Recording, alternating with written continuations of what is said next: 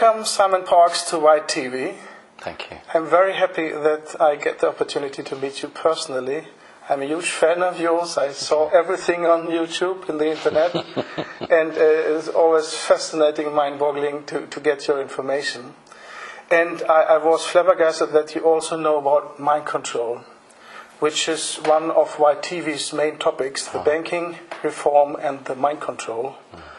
And when I started White TV, I said banking is the most important. Then all those TIs, the target individuals, came to me and said, please take it up. Nobody does.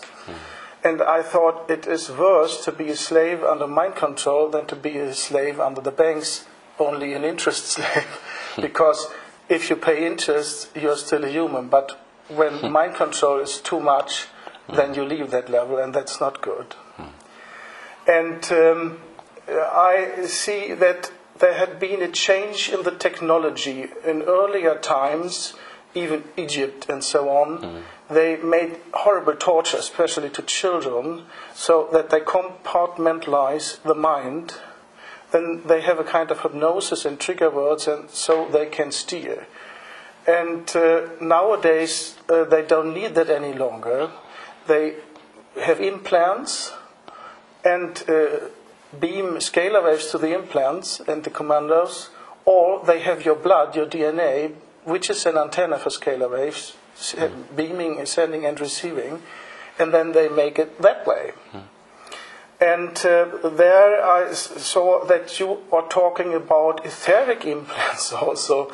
So could you brief us a little bit about the world of the implants? Okay, I will just... I agree with everything you've said, Henning. Everything you've said is correct.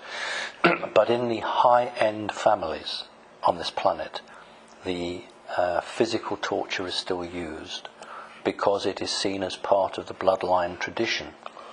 So much of my work is taken up with working with people who have had that physical torture, as you said, to create multiple personalities, suicide programs, then demonic attachments.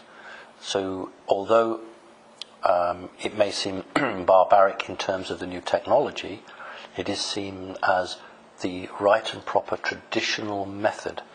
The advanced technologies you refer to are for blanket control. Yes, you can bring the beam in to focus on one particular target or one particular individual, but the whole object of that was actually to widen the beam to control groups of people in different parts of the world at the same time, or to control population centres.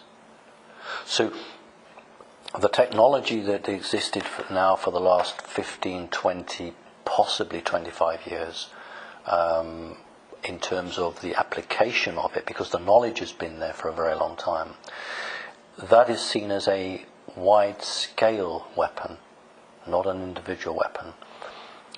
Because most high-end people, whether they're in the banking industry or in the political line, have had physical torture done to them, but the implants are placed in there to always bring them back should they start to stray. So with the implants, there are two sorts of implants, physical and non-physical. Within the physical, there are two types, human created and alien created. Within the etheric or the auric, there were until very recently only one sort of implant, which was an alien implant. But now the humans have that technology as well, and they can do that. Not all implants are harmful. I have many people who come to me and ask for an implant to be taken out. But before I'll do that, I need to check that it's a harmful implant. Interesting. Because there may be a person has a heart condition and some force has placed an implant to make sure they don't die. There are other implants which are not good, but we have to always make sure before we decide to take something out that it's actually going to be the right thing to do.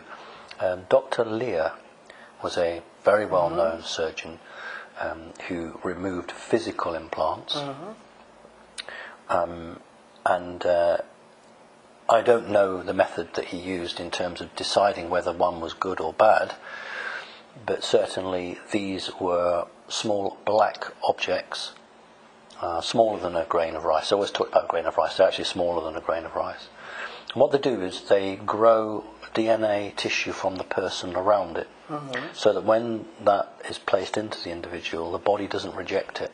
And gives energy to it. Well, what it does is it grows connections and neurons through the DNA material to physically touch the metal part of the implant, so that the implant then has connection via to the spinal cord, wherever it's placed. You see, you can't just put an implant into somebody. There has to be what they call an interface between the implant and the individual. So the body of the individual, it's the law of the universe. The body has to accept it. So it grows. Right. I have a shop. This is how universal law works. If I have a shop and I sell things, I could stand outside the shop and shout that I've got an orange for sale, but it's much better if you knock on the door and come in and say, I'd like to buy an orange. So what happens is the body grows the neurons through and connects to the implant, so that in the universal law, it's, the body came to the implant, so the body wants the implant. It's very much like people often say to me, why don't the good aliens throw the bad aliens off? Why don't they throw the bad people off? And the answer I give them they don't like. And the answer is 1% of the human population controls 99% of everybody else. So there's a rule that says, you lot, you 99%, you must want this. Because why did you allow 1% to control you? So you must allow it. And that is why lots of good aliens won't come in, because until human consciousness rises and rejects this 1%, we don't get the full amount of help. So this runs through everything that the higher law works on. So with an implant, the reason the body doesn't reject it is because, first of all, it sees it as part of itself, and the reason that the bad guys say that they have a right to implant people is because the body is growing into the implant and accepting it. So that's the argument they use. Of course it's wrong, but that's the argument they use. So a wide range of implants, doing everything from monitoring somebody, checking their body through satellites or psychic control where they are at any time, able to give them a migraine, able to make them just faint straight away on the ground, able to make them change their mind, give them video pictures or straight pictures or words or voices in their head. It's really quite fascinating from a professional standpoint. Yes. It is, but from a human standpoint, it's evil. Yes. It's disgusting, and it has to stop. Yes. But technologically, it's very, very clever. Yeah, of course it is. But that is the high end for the group control. But as I come back to finally, through bloodlines, it is always the hard torture, the electric shock treatment, the use of puppets or cartoon characters to split the person's personality. So I wouldn't want you to think they've stopped all that. That's still going on and will always go on as long as they're in control. How do they hypnotize the compartment of a soul? Is it usually technique? No, they're not hypnotizing the soul at all. It's the brain. They cannot control the soul. You cannot control the soul. Yeah. You can imprison the soul, but you can't destroy it or control it. Okay. It is the organic brain that is being compartmentalized. But again, that the individual is creating that themselves. That is why these things sustain and live, because the individual has created them out of free will. If you give a child pain, it will create something to take the pain. So the law says that child created that.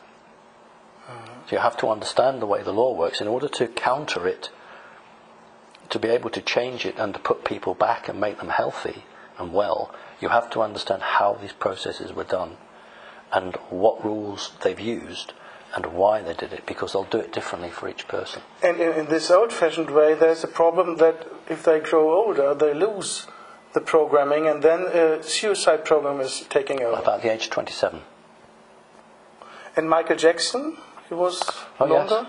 Yes. Because he was older when they killed him. Because if you were a very strong person, and you have people to support you, you can go on, but your health suffers. And Michael Jackson had people who were supporting him and helping him within the own industry, within Hollywood, and a very energetic, powerful man, so they last longer. Also, it isn't always in the interests of the big money men for someone to die at a certain time. Okay, they will keep you going, and you know, and it's just for anybody who watches music and is into music.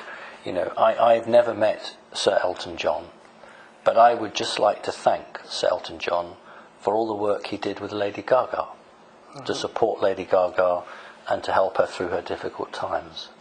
So in Hollywood, in the music industry, there are good people who will come to the aid of other people, and we see that. Yeah, and concerning referring to the etheric implants, I once got it described. It is like a hood with cables coming out and things like that.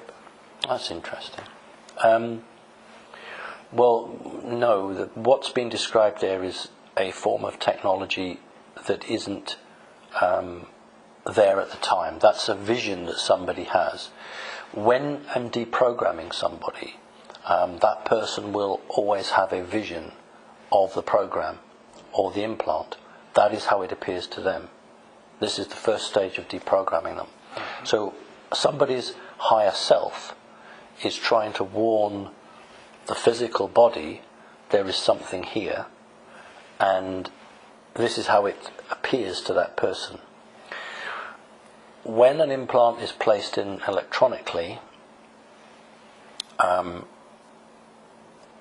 or etherically, the other person at the other end, the bad guy, will wear a device to boost, it's usually a male, to boost his psychic strength. So the cap you're talking isn't worn by the victim, but it is worn by the person who is sending that, because it is boosting, not on all cases, but on some cases, so that can divide into colours, numbers, shapes, and different commands and different information. You see, you mustn't just think of the brain sending one message. The brain can be split and send lots of different messages.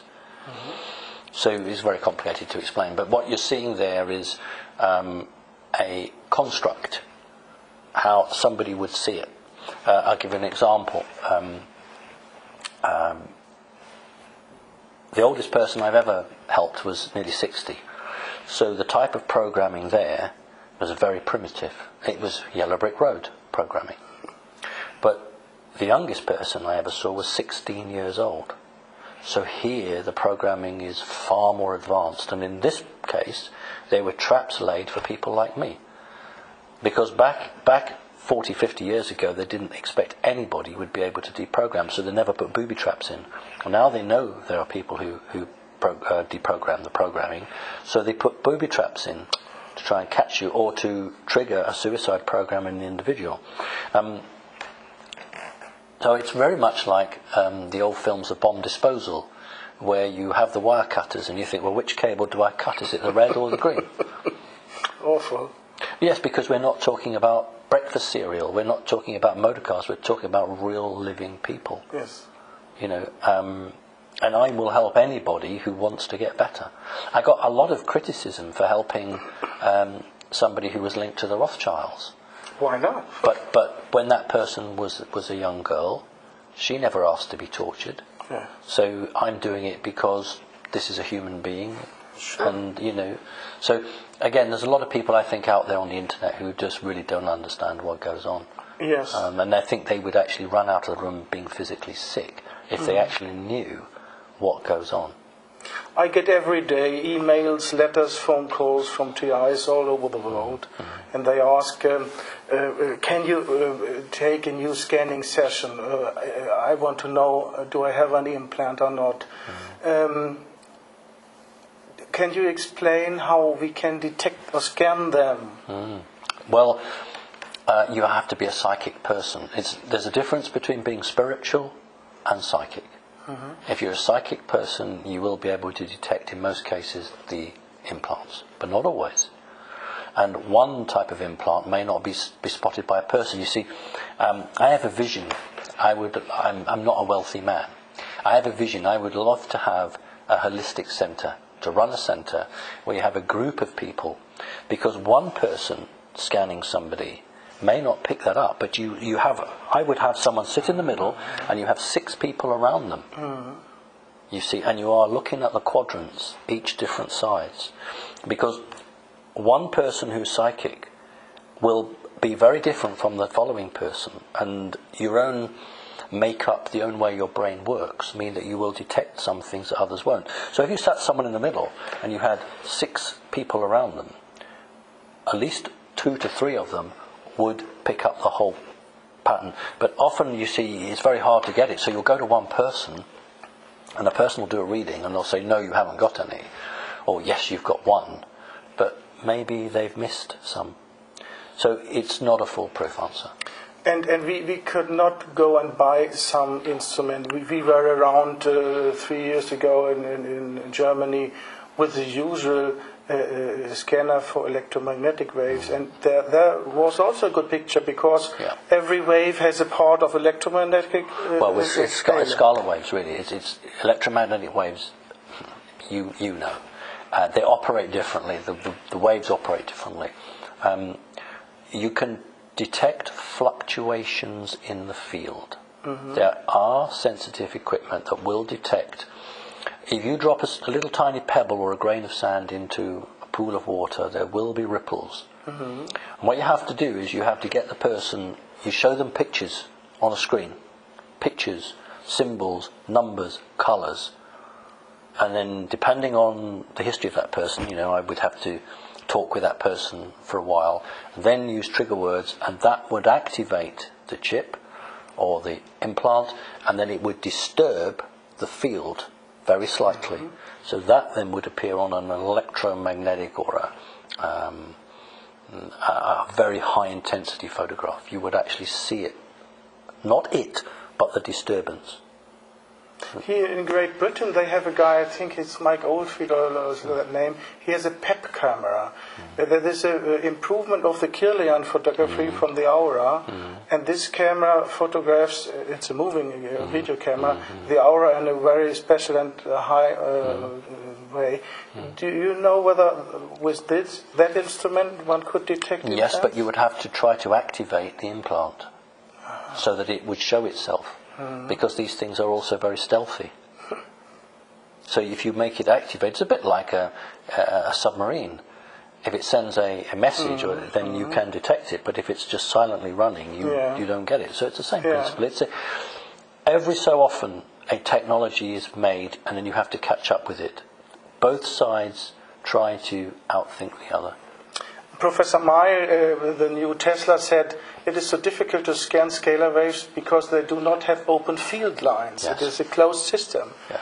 Do you know about one scanner for scalar waves? But the point is, you see, that, if I may say so, you're making the same mistake. You're looking for technology to give you the answer. These things are used from technology, but they are also placed by psychic ability. So you will detect and you will remove them psychically. Because if you were to bathe that person's auric field in enough energy to fry, for want of a better word, that device, you will actually harm the individual. You can't do that. Also important information. You can't do that. One of the ways that you'll find this interesting, I think. Humans also implant people, okay, but not bad humans. Let us say that you were going to be taken by the reptilians. I want to know about them, so I might implant you because I want to know about the reptilians. I'm not a bad person. But what they do is they make all humans, the very first time a human is taken off-world, physically or etherically. If they're physical, they make them take their clothes off. And they walk past a bank of crystals. And some of these crystals are 5 meters tall. Beautiful, beautiful pyramid crystals. And I don't know how they're connected, but they make the humans walk past the crystals, and then the screen, there's a separate room, and the screen shows if they have implants. So they have the technology to find both sorts of implants. So it obviously exists, but it is one of the technologies that they're not willing to share with the humans. I found out that homeopathic gold is giving a quite good shield. Yes. And I also had to find out in some cases they have a technology to overrule this shield. Do you know a little bit more what they do there and how we can... It actually is to do with the individual. If the individual is incredibly psychic, you use what you're calling homeopathic gold. I'll call it silver gold or white gold. That's my term for it. Then it is possible for that individual to remove that. They can actually do that. Now it gives a blanketing protection. It dumbs it down, it dulls it down, and therefore it becomes very obvious, and the individual can perceive it as a black mark or a blob or a spot somewhere. They can see it. Once you can see it, you can target it. That's why these things remain hidden. It's also about raising the elevation of the individual, because if an individual is not particularly psychic, then they will not have the capability to help in the process of removing it, because the individual has to actually help to remove it. You can't just expect someone else. The devices that you're talking about to overcome that gold, I am not familiar with. I am told that there are machines that can do that, but this is what I mean. One side does something, then someone thinks of something else, then someone else. It's the difference, isn't it, between the old days when you would wear armour, and then you'd have to get thicker armour and thicker armour and thicker armour.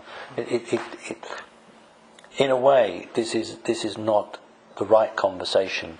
The right conversation is how do we protect ourselves from getting them in the first place? How can we remove them ourselves? Because I don't think that humankind should just rely on machines to do the jobs. And you are capable in most cases to remove them yourself. But trouble is, people don't believe they can do it.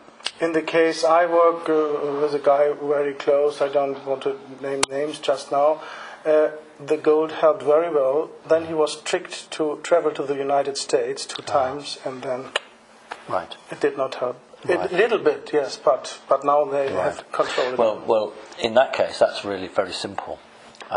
When you use that sort of material, not your frequency changes, but the connection between yourself and your higher self alters, slightly out of phase, which brings you the protection.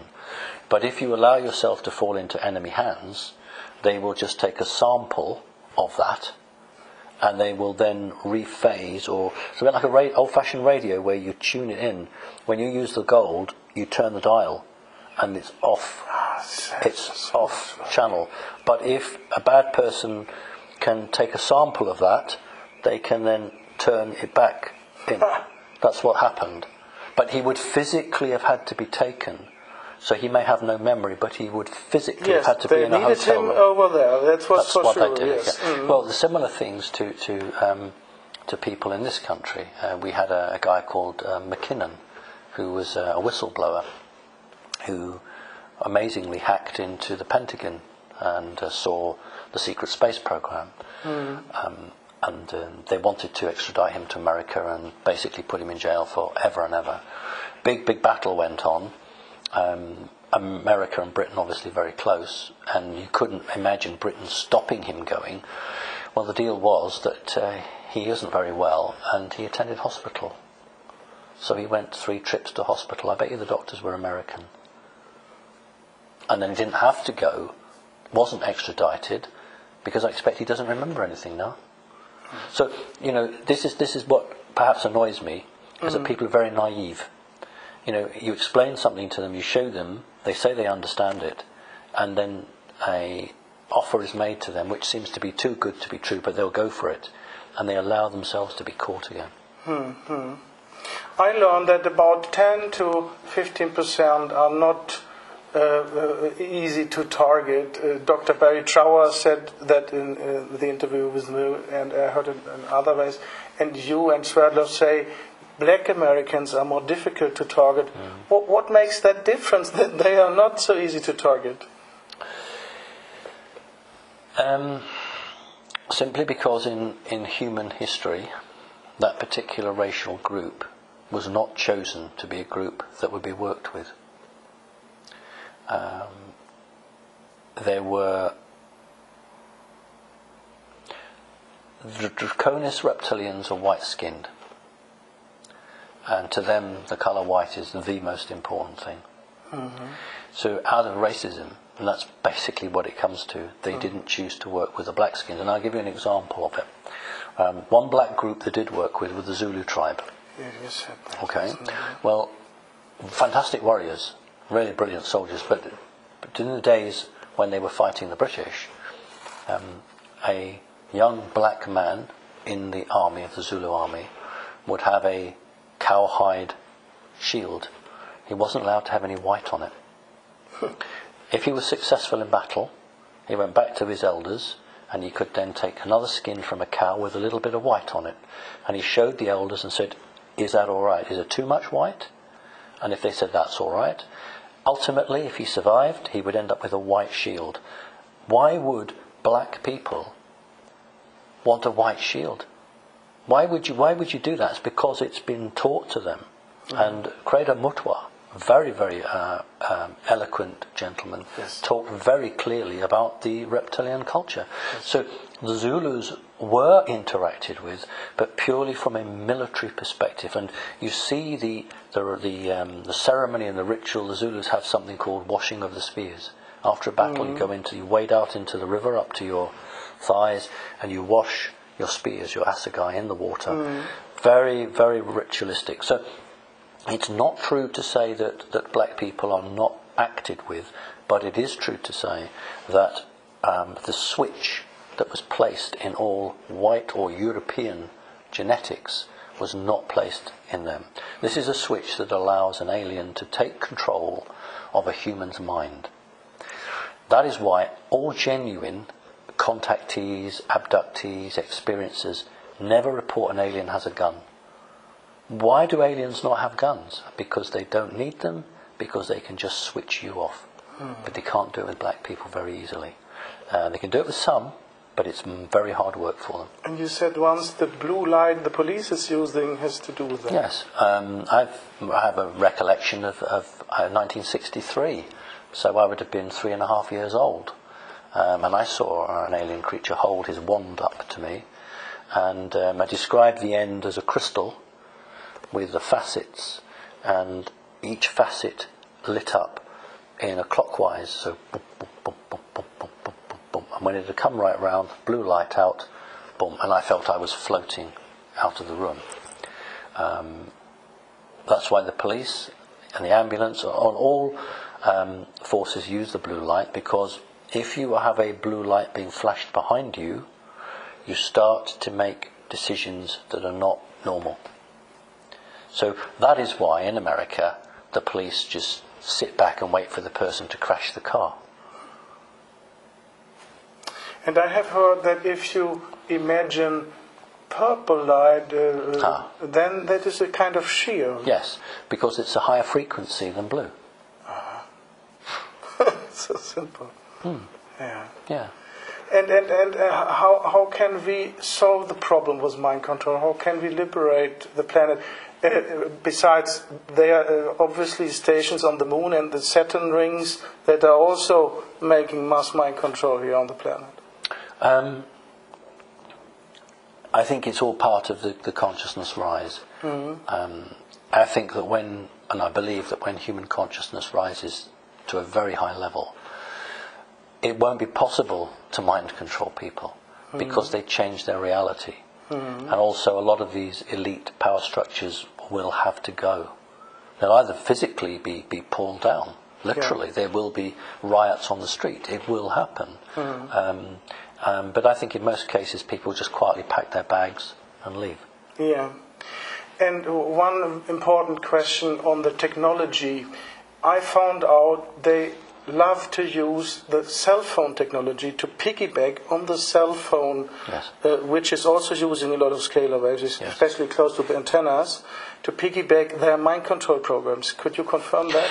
Yes, that's why major cities have had these little aerials, these little antennas that have been placed in shopping centres, in major towns. If you are a small town, they're not bothered. But if you're a major conurbation, they are. You can piggybacking is one word, but there's a better word, which is subduction. In other words, the carrier wave, the legitimate telephone wave. These things don't just sit on the top. They sit within them. You know, in digital, if you're going 1 2 1 2 1 2, you can put another code inside. You don't have to be separate. Because it's longitudinal wave. Yes, you can actually put it in as long as you're decoding it the other side, and you can decode 2 separate messages or whatever it is.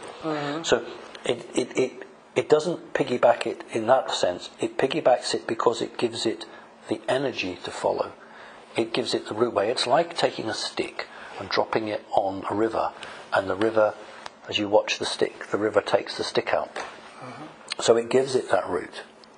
Now, how that works on the person is that at a set time of the evening, that's why anybody in the know leaves their mobile phones out of their room, you know, when they go to bed at night, because that's when the messages can be given. Particularly at night, because you're in a different form of sleep. Your brain is going into that different waves. They've tried it particularly in Britain when there were some demonstrations some 10, 15 years ago from helicopters. So you wanted to do an experiment on a group of people. And the Iraq War. As well, yeah. So you're looking at, can you change the mood of these people? And I heard that the earlier analog television had the mind control signal through the sound. And when they got digital, it is the flickering of the picture. Yes, picture. Yeah. Yes. Were 2 reasons why all of Europe moved from the analog to the digital. One was because it made it easier. But the second thing was it's so much easier to hack digital. It's incredibly hard to eavesdrop on analog communications. It's incredibly hard. And that's why in Britain we were forced to go to digital. It actually was a rule and a law. We had to give all our analog phones up, and that happened across Europe. So the elite steer the people where they want. And as long as the people don't have the knowledge, they won't see. But when they have knowledge, they won't be pushed. That's what we must do. We must make sure that people are aware of this technology. There's nothing wrong in the technology. It's how it's being used. It's a tool, yes. Yes. Exactly right. Yeah. There are other kind of technologies where they spread mind control? In a loose way, with chemical trails, with tiny nanoparticles or nanorobots. I suppose we could call that some form of mind control, although it's much more of a physiological control. What you can do is if you put a nanorobots into an individual and you can send an electromagnetic through a scalar wave, because you can mix them. I know you will have read about that. You can mix the two so you get pulses. You can activate different robots or different implants in an individual. So if you have a Prime Minister and you have a very important bill in legislation to be signed into Parliament, you could influence that individual on what to do. That's how advanced it is. How do the Morgellons come in here? Because a lot of TIs complain about Morgellons, that is artificial structures in the skin and itching and... Well, they can grow. The body will grow that. If you send a DNA code into an individual, it will grow that. I forget the Japanese gentleman who did the experiments with ice crystals and water. Moto. Mm-hmm. Well, this is not... He's dead now, unfortunately. This is not dissimilar, because crystalline structure or a shape can be grown from molecules, from tiny, tiny bits. It will grow. The body will grow that. They're not grafted in. You can send a message for very tiny things in the body to join and send a message, a DNA program, to create something. So you can actually, a living creature can be programmed physically, not just mentally. So you could technically grow another finger, because you would send that information to the body, and you would override the genome that says you should have 4 and a thumb, and you say, no, that's not right, you need another one here. Oh yes, I do, and it will grow one. It's perfectly normal. And what's the purpose of the Mogellons? To operate, or to have portals or areas where others can connect to. Portals? Small ones, but where you can connect to. Does that make sense to you from there? Yes, okay. Yes. It's interesting, because I thought it was to test artificial intelligence and robotization of humans. Well, it is. That's the end game.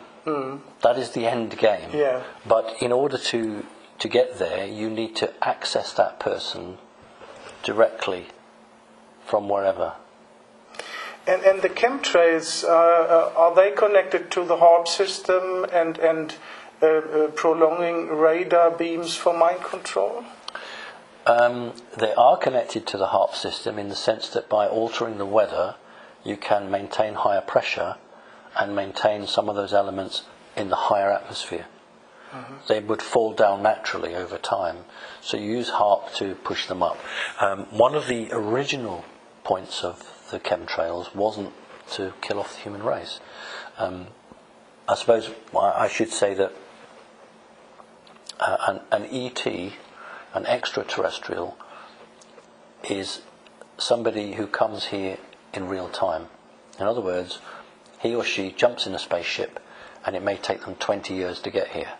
That is an ET, extraterrestrial. But somebody who goes into a portal and it takes them 3 seconds to get here, that is an extra-dimensional entity. Well, in 1944, the Americans and the British bombed the Ruhr, and they decided to try and confuse the German radar by dropping strips of aluminum foil, tin foil, and it's called Operation Window, and it worked. Well, a lot of the chemtrails contain tiny, tiny, tiny, tiny pieces of aluminum foil. When an alien spacecraft materializes in our dimension from any other dimension, it creates a ripple effect in these tiny pieces of aluminum react, and that shows on a radar. Because when a spaceship comes into the third dimension in an atmosphere without that, the radar won't show that. It'll be in infrared as well. But with the aluminum foil, it creates a ripple on that bit. So that was the main reason they were doing that. Then they decided to put bacteria in there and viruses in there. And nanoships. Yes, that's the last one. And that's why when people sometimes find a gooey substance, that's the nutrients that these things are living in. It's to protect them. And you were ejected out. Many of them die, so that was to protect them. Yeah, the nano stuff is the latest. That's within the last maybe 7 years. Yeah. And you told us you are living very, very close to something extremely interesting, a 3-phased radar. Right. Yes. What is that, and what's the purpose? Well, the official line is, of course, it's the only 3-phased array in the world. There is no other. It is the only one. Its official purpose is to detect missiles fired by rogue countries, which might be aimed at America, and to launch an interceptor missile and knock them out. That's the official line. I don't believe that for a minute. It has twofold purpose. Again, I need to explain to your listeners that when we talk about radar, most people have an idea of a screen with a white line that goes around and shows the bleeps of the different aircraft. Well, that's not the radar that we're talking about. We're talking about a radar that can produce photographs better than any camera. Oh. So that's what a phased radar does. It sends out energy which bounces back off something and creates a picture. Now, I've been to one of these, was invited and had a tour, and when you go through the main doors, there is a picture of the International Space Station on the wall, and it's about, 2 meters square. It's a big picture, but it's not a picture taken with a camera. It's a picture taken with a radar. So I don't know how many thousands of miles up that was, but it's a beautiful picture. So these phased arrays are capable of taking pictures out in space. They're also capable of detecting any spacecraft, as well as a rocket. But they're also capable of mind control, because the energies can be used. In fact, anybody working on that area must not be more than 3 meters off the ground, because it's dangerous. So you couldn't be cleaning windows. So anything higher than 3 meters, you can't do it. How is that?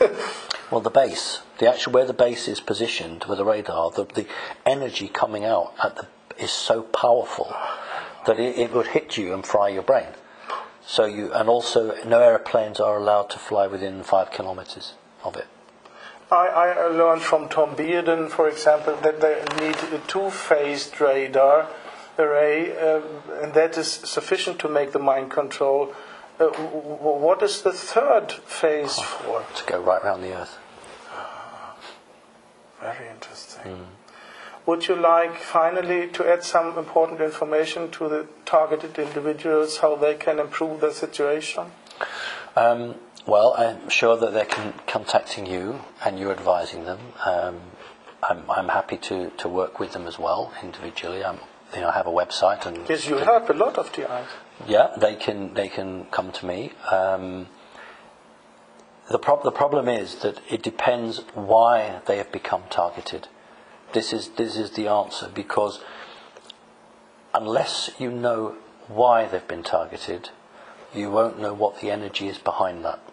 Because many people will say, well, what's the difference? I'm being targeted, I want it stopped. And that's a natural reaction. But unfortunately, there has to be the preparatory work beforehand. I would need to know who's doing it, when it started, how did it start. And once you understand why, you can begin to track back. So, for instance, you'd remote view back to the people doing it.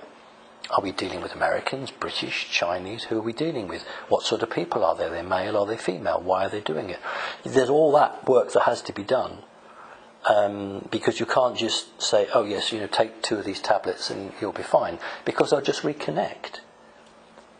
You can't break it because they'll be reconnect. So you have to send a message to the people doing it.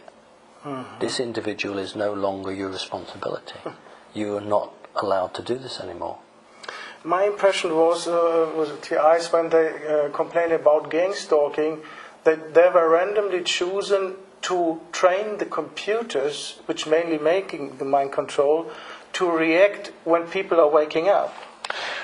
Yes, there are lots of war games that are played out. Lots of scenarios and situations.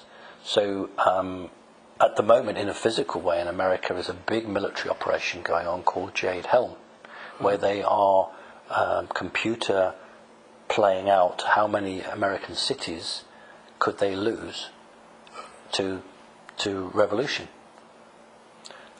And in the same way, an artificial intelligence will say, we will look at a set proportion or percentage of a population in terms of their economic, their intelligence level, their spiritual level, male or female, whether they had it, what backgrounds they had, and they will do experiments or tests with them to see how easy it is with different people to achieve the same result. Everyone's doing it. There was, I can't remember the name of the creature, not a mantis, very well known to the American military. Looks like a mantis but isn't, and has a head very much like a bishop on a chess piece. And it turned up at somebody's doorstep, literally. Not a very important person, someone who didn't earn very much money. And this woman opened the door, saw this creature, and it just stood there. And the individual went and grabbed her phone and took pictures of it. And it stood there for about 5 minutes, literally. This is occurring now because both sides are trying to see where humanity is in terms of its ability to accept or change. So just as the good guys are saying, can you accept me? You're not a special person in the terms you didn't have an MI5 family, a very humble background. If I stand in front of you, what are you going to do? And then they'll go back and say, actually, the human race is getting more accepting. We might be on target here. And the bad guys run programs and they say, well, okay, someone between the ages of 35 and 50 is very susceptible to this type of attack. So they've learned that, so they'll use that. That's the in-depth. You see, artificial intelligence goes into many layers. It doesn't just think linearly. It will go into many layers and it will look at that. And you have to understand that. You have to understand what's doing. So that's why I can't work with many people, because it's so demanding. I may only work with maybe 25 people a year. Yeah.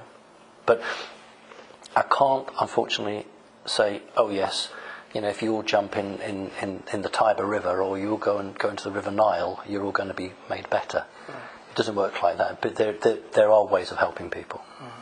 And the other thing I will just finally say is that a lot of what I do, I don't say openly, because there are many people who would like to know what I do from the evil side, the bad side.